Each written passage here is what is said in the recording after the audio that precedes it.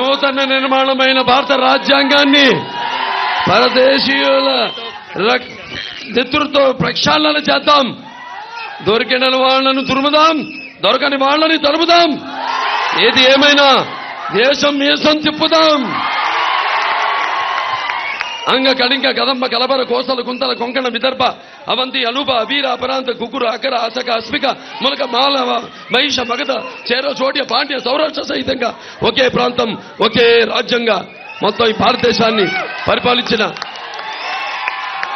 మన గౌతమిపుత్ర శాతకర్ణి గారికి మనమందరం కూడా ముఖ్యంగా ఈ కోటిలింగాలకి చరిత్ర ఎంతో రుణపడి ఉంది.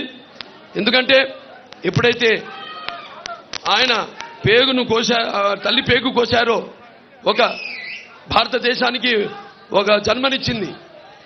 కోటిలింగాల ఎప్పుడైతే పురిటి నొప్పుతో ఆయన అరిచాడో అప్పుడే మన దేశానికి ఒక ఉనికి తీసుకొచ్చింది. కాబట్టి ఈ కోటిలింగాలకు చరిత్ర ఎంతో రుణపడి ఉంది.